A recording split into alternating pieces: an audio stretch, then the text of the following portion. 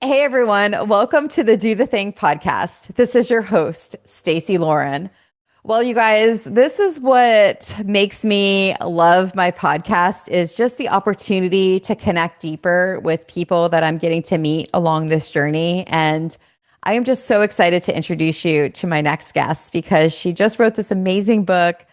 We got to connect. She talked to me about her mission, which is creating $1 billion for good. Is that right? $1 billion That's for good. right. Okay, good. $1 billion for good.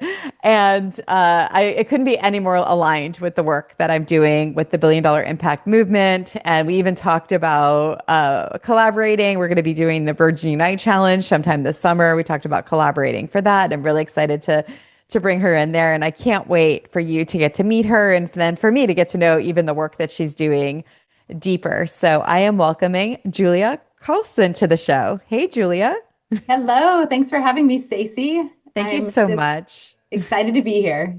I'm so glad because I feel like there's so many people that we get to meet and then to be able to actually have similar missions that we then can amplify each other. It just feels so exciting to just get to know you more and be able to see the amazing work that you're doing.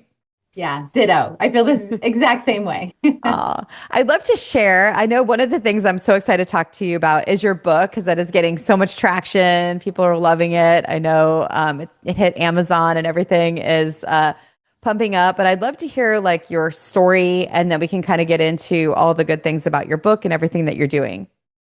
Yes, so I have been in the money business actually since I got licensed as a stockbroker when I was 20 years old. So before I Wow. could legally drink. I found my purpose very young, and I'm so grateful for that. But I started out in the bank in the investment world, and then I left the bank because just there was no career path for me there, and started my own company when I was 23. And now that is turned into wealth or financial freedom wealth management group. And then I also own a tax practice and investment real estate. So it's just like, it's been a really amazing career. But it hasn't come without all the hard stuff getting to where we are now. So my book, which is called Let's Get You Fired, is a lot of my entrepreneurial journey, how I went from that rugged individualist, just wanting to do everything myself and having a hard time like letting go. And I'm a recovering control freak, all the things, into now learning how to fire myself and elevate Mm. and build a team, and really have learned that the magic in business is building a culture and is building a team, as I'm sure you know. But that's really what this book is about, is helping entrepreneurs let go, scale their business, and live the life that they dream of living and give generously while they do that. I love this so much. And it is so true. I think one of the hardest things is when you've built something and you've worked so hard, to be able to make it what it is. At the Yeah. moment that you're ready to hire, it's to let go of that, that, Your baby. It's your yeah, baby. it's so Yeah, and hard. it's like I can do it faster my way. It takes time to train, and I think entrepreneurs are wired a specific way. I've heard this quote: for every founder, to replace a founder is four people. So, like when you build and grow your company, you're doing all the things, but you can't keep doing all of the things to get all the things. You have to let go. Right. And that's exactly what this book is about. And it's also what I've had to go through as an entrepreneur. I'd love to hear more of the lessons of what gets you now to be able to write the book where you're like, okay, yeah, I know the secrets, right? Because isn't that amazing when you are learning the thing through the actual life experience of having to go through it, although that's the painful part. But then you get to actually then help others take a shortcut so they Yeah. don't have to go through all the hard knocks of being able to learn it on their own. Yeah. So like this, when I think back, there was a pivotal moment in my career. This was back, 12 years ago. I had three kids under 9. I was the producer in my business. I had three other employees at the time, but I was the rainmaker. I was the only rainmaker. And so I was at a client appreciation event. We were hosting clients on a river cruise, and at the end of the night, back then you didn't have your phone with me all phone with you all the time. But I got off the boat and I looked at my phone and I realized I had all these missed calls, text messages, and I learned that my parents and oldest daughter were hit head on by a drunk driver. Mm. And my daughter at that point was being life flighted to a hospital a couple hours away. And, I got to the hospital, my assistant drove me, and we stayed in ICU for a week with my daughter. She has made a full recovery. So Mm. I'll say the story has a good ending. But what I found is that, I was by her bedside having, getting my computer so I could do all the things that I had to do, or I thought I had to do to keep the business going. And that summer, I wanted to be there for her at home in her recovery. And I really thought choosing to be the mom would sabotage my business. Like I thought Mhm. it was an either or situation. And by letting go and just like saying, hey, I got to be here for her, my business, like the people in my business stepped up in a way that I had never seen. And fast forward 18 months from that experience, my business had more than doubled in revenue. Wow. And I started seeing, oh, I'm the one in the way. I'm the bottleneck. I'm the one that has to figure out how to lead differently.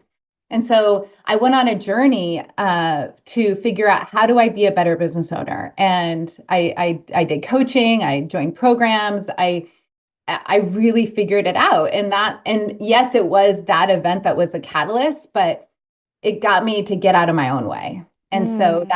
that's like what I talk about in the book.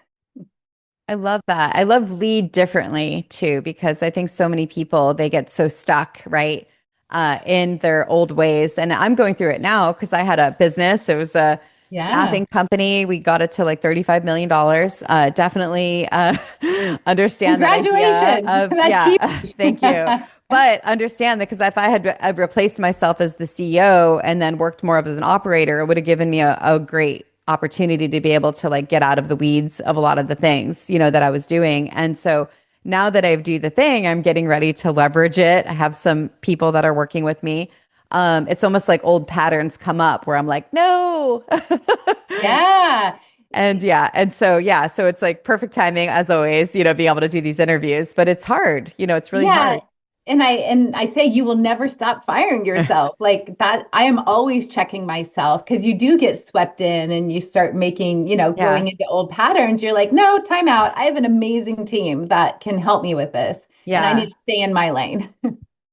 Yeah, I'd love to hear more about like firing ourselves. So, number one, like I kind of get an idea of what it means, but I'd love to hear again, like what does that mean? And then how, if you can give us some little secrets from the book, maybe, Yeah. like how do we do that? Yeah. So number one, like we're all wired differently. And so we have to get really clear, although entrepreneurs love to do it all, like what is that secret sauce that only you have? Like what's the thing that you could do all day that lights you up, that gives you energy, that is your special, unique superpower in the world? And a lot of times when I work with entrepreneurs, I have them do, I call it the hustle audit because a lot of entrepreneurs are used to hustle, like we work hard to become successful. But then what actually takes us to the first million in revenue holds us back going to Mhm. 10 million and beyond, right? We have to let go. We can't keep doing it. And so the hustle audit is essentially just an inventory of all the things that you're doing in a 10-day period. And that I like 10 days because it includes a weekend. Like you just track everything and then you go back through and say, hey, is this giving me energy? Is this taking away my energy? What can I delegate? What can I stop doing? What can I give to Mhm. AI now? Like there's so many resources that we have. And then it's awareness.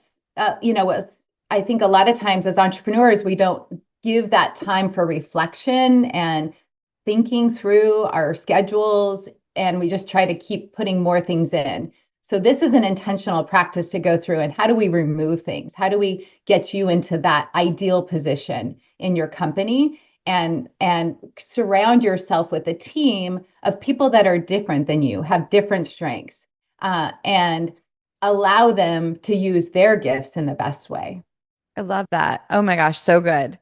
And so the hustle audit is a really great way to kind of like identify the things that you love doing and then the things that you want to basically like delegate. And I like the idea of doing like a time study, because then Yeah, you're yeah. actually like tracking it based on what you're doing, not by what you might be thinking too. Yeah. And it's such a simple exercise that people don't do it, right? But Hmm. when you do it, and I always say when you are most overwhelmed, when you're feeling like, I just can't think about another thing, that's like the most important time to do it because that will give you like there's so many things that you're doing on a subconscious level that we don't even see until we actually bring awareness and write it down.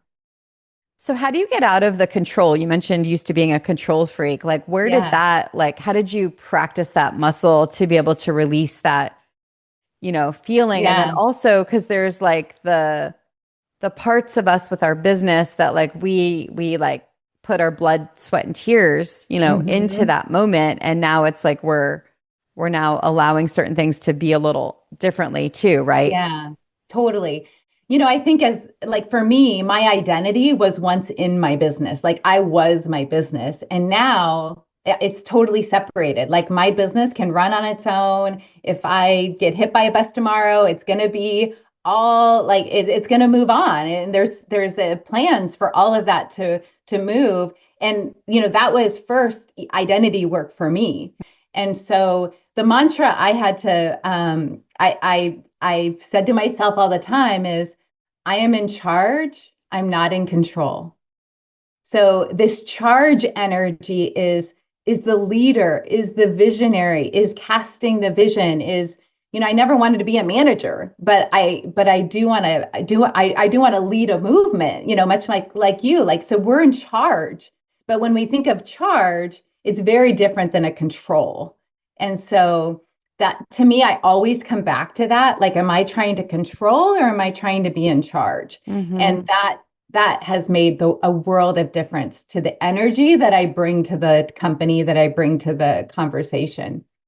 And so that I think if we can just keep that in mind, we can let go and have, people that are better, like smarter than me as being a manager, better than me at managing the investments, like that has time and capacity to do those things and then lead on their leadership, as together as, when you're building out your executive team. Yeah, I love that.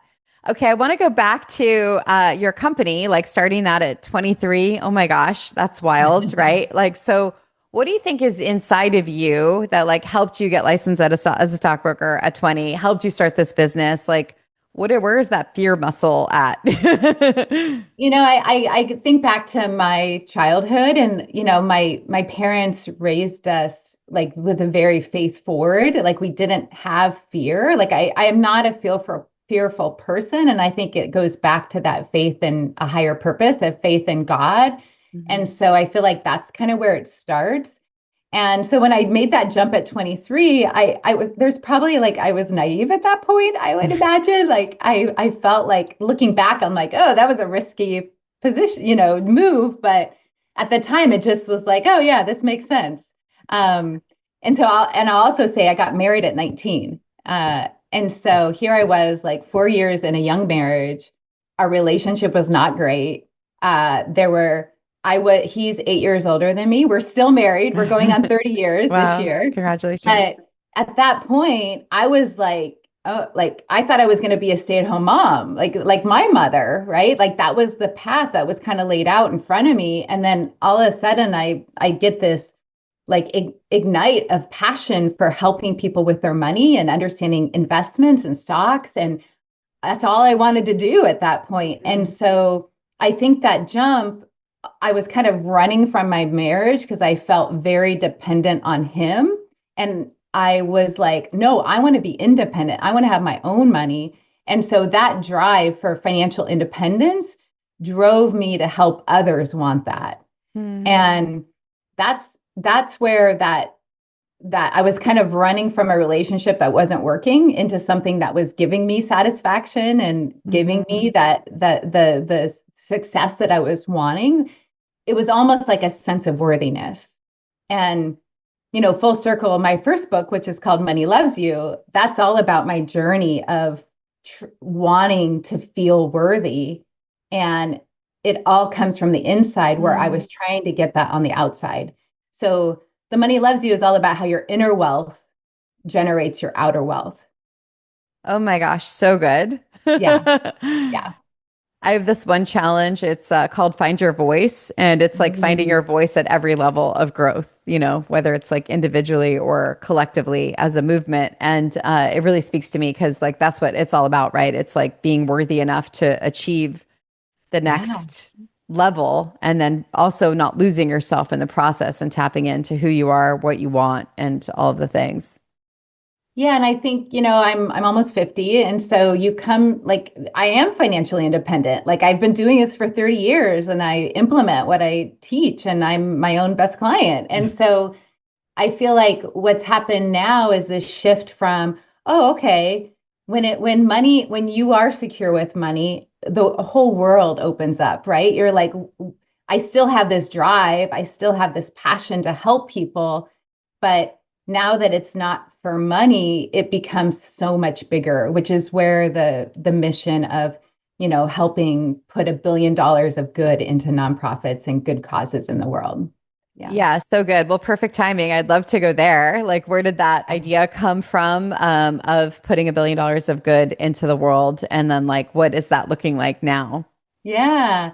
So when I actually wrote my book, Let's Get You Fired, on a TV show called it's called Writer's Island. Oh, And wow. yeah, so my publisher took 15 authors to this private island called Ariel Island in the British Virgin Islands, who, side note, is owned by Brittany, who bought it at 26, a private island, Wow. right next to Richard Branson. Wild story. Wow.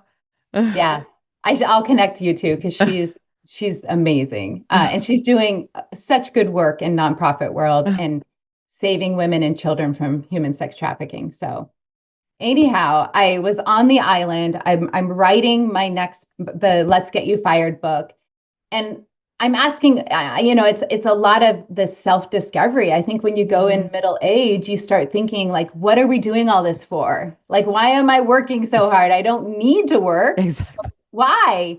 Oh, because I'm driven by this higher purpose. Like God put this desire in me to help, and money and investments and the way I think about business has come supernaturally to me. And so that's like a lot of your purpose is tied to what you're naturally good at, right? And Hmm. so I know my purpose is to help other entrepreneurs fire themselves, grow, scale big businesses, and exit, like on their terms. And so I thought, man, what if I could help 1,000 entrepreneurs grow and scale and exit? And then while they do it, not when they exit, but while they're building and growing, that they give generously to the nonprofits that tug on their heart. So if 1,000 entrepreneurs give $1 million away to their favorite nonprofits, that's $1 billion for good. So Mm. that's where the idea came from. It came like I think we were doing a breathwork meditation on the island, and it was just like downloaded to me. It was such a cool experience. Yeah. I love that. Yeah, it's so good. And I think we might have talked about this where, like, at that event where I had it in Ohio, and we had Susie Gigante, the director of community engagement from Virgin Yep. Unite, came in. And after she spoke, literally people were coming to the stage saying, like, I'm ready, I'm donating, not now, but like, they were like, my goal is to donate $1 million for charity and for good causes, because I think a lot of people, they don't realize, like how we don't have to wait. Like you mentioned, when you're financially independent, it's easy, right? Now we can think about impact because we're no longer thinking about how our bills are Providing. getting paid. Right, exactly. But when you're still in that mode of like hustle, or you're trying to figure things out, you don't realize how you can actually use your business for good Good. causes. Yeah. Yeah, Yeah. without having to wait. It could actually even create more opportunities for you too. Absolutely. And that's been so true for my husband and I. Like, we've given since day one, and maybe it's hasn't always been a lot of money, but it's been time. We both serve on boards. Like for us, the hospital board was really important because we live in rural. very rural healthcare area. Hmm. And if they didn't care for my daughter and get her life flighted, like who knows? And Right. so to us, like that's been a cause. Our hospital out here is a nonprofit. So we want to make sure that healthcare is accessible to our community. And so like that's something that we'll give our money and our time to. And there's no cap. Like everyone has their own causes that are near and dear to their heart. And so like for me, it's not like I don't care what nonprofit you give to, but I just, giving is such a important process of who you become as a human, right? Like Hmm. that's the way it's part of our evolution and part of taking care of the people around us. It's so good. Yeah, this is kind of one of my goals. And it's like, you have all these people that are working in silos. Now, how do we bring them together? Right. So there's like people that have all these amazing groups. There's mastermind owner or nonprofit or any kind of like person that's organizing people. Yeah. And then you have entrepreneurs that have products and services that they could donate for good. And then you have celebrities, they have or public figures, they have a platform and maybe they want more purpose or they're excited to partner with somebody and be able to donate money. And now that's been kind of like my job where I'm like, how do we connect all these people together? And now instead of working individually, we can actually work collectively to be able to fund anything that we want in a moment's notice. Yeah, I love that. And, a lot of where my work would come in is like help them figure out how to give, right? So Hmm. looking at their income sources, their businesses, like even how they exit businesses, there's so much that can be done in that if you do planning ahead of time that can minimize taxes, maximize giving, and still, ensure financial security and legacy for the family. And so that's like how I want to contribute to that is like helping them think through all the things they may not know. Yeah. So good. I'd love to hear more about the island. That sounds so fun. And how did you? It sounds like it was a really great opportunity for personal growth as you're writing this Yeah. book. And just curious, like, how long was it? And then how did you actually like you? It sounds like you wrote it during that exact time. And did you finish Yeah. it then too?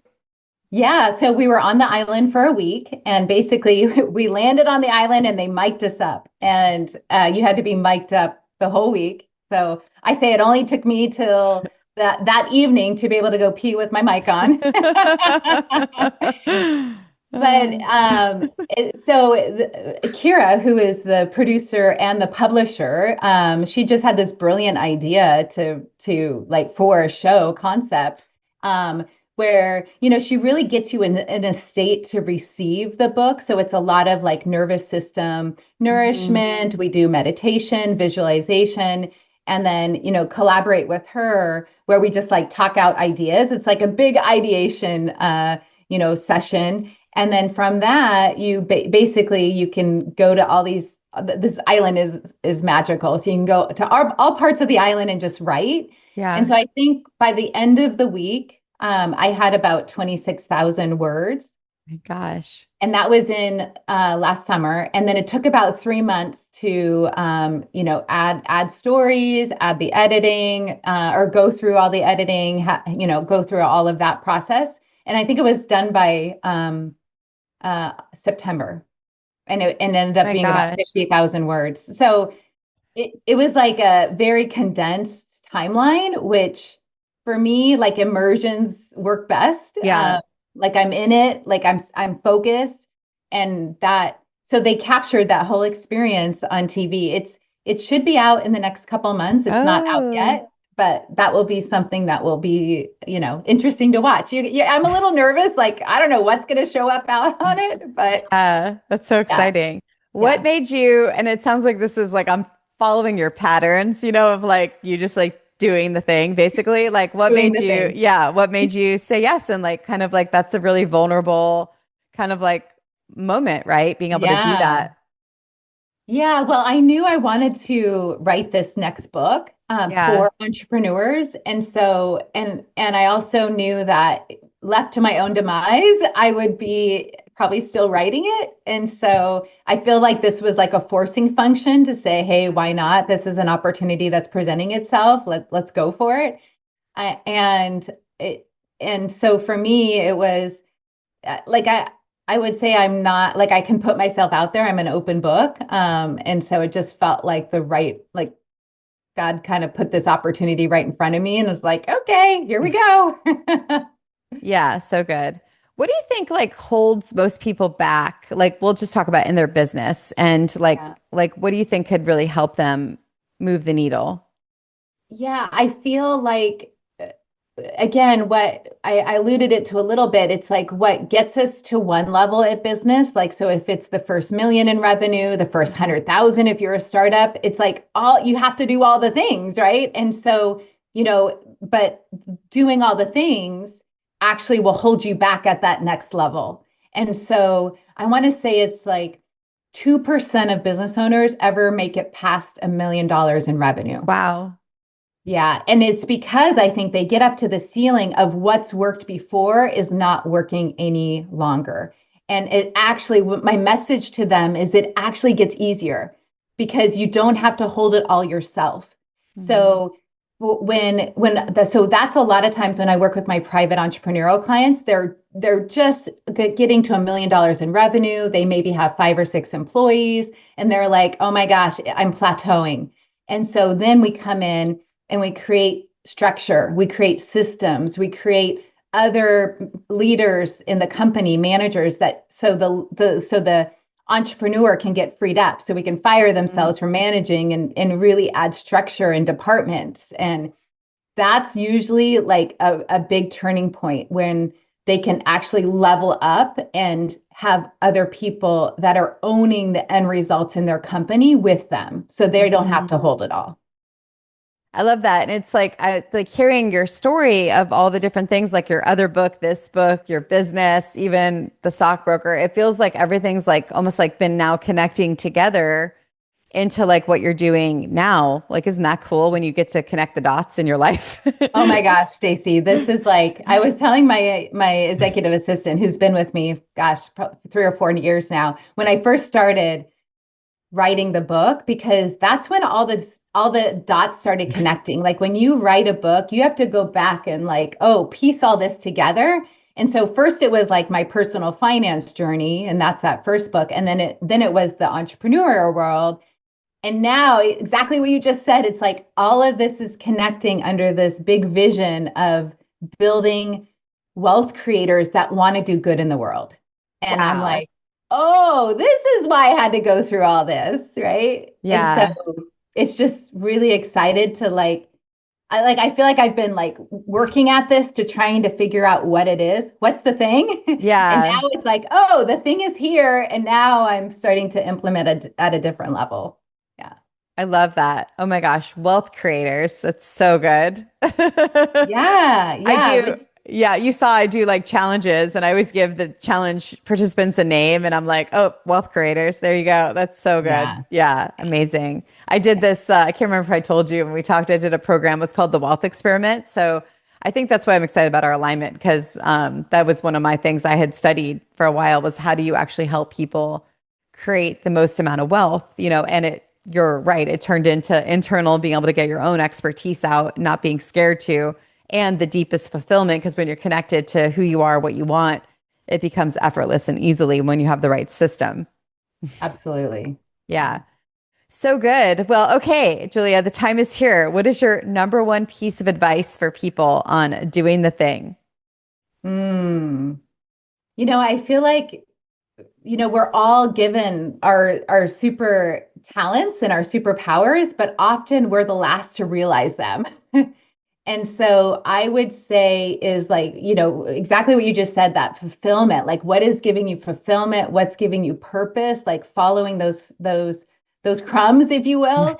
And like having like when you get a download or you get an intuition and trusting that intuition between getting it and taking action, make that as small amount of time as possible. Mhm. Because I think when we get the download, when we get this, like the inspired saying, "Hey, like let's go do this," and we don't do it, that's where guilt, doubt, fear, that's where all of that lives. So it's like when you get the inspiration, take action, do something, Yeah. whether it's write it down, tell a friend, tell your partner, commit to something, like do the thing right then. Yeah, I love that because that's what actually gets it into momentum, right? When you can like get it out of your head and into the world. Yeah, Yeah. so good. Yeah. Oh my gosh. Well, this has been amazing. Please tell everyone where they can find out more about you and follow all the amazing work that you're doing. Sure. Yeah. So my favorite social media platform is Instagram. So at the Julia Carlson, you can DM, hit me up. I take care of all my Instagram DMs. So I'd love to meet you and engage with you there. And then also my website is at thejuliacarlson.com. No, the www.thejuliacarlson.com. And then my books are on Amazon. So there we go. So good. Oh my gosh. Thank you. And thank you for joining.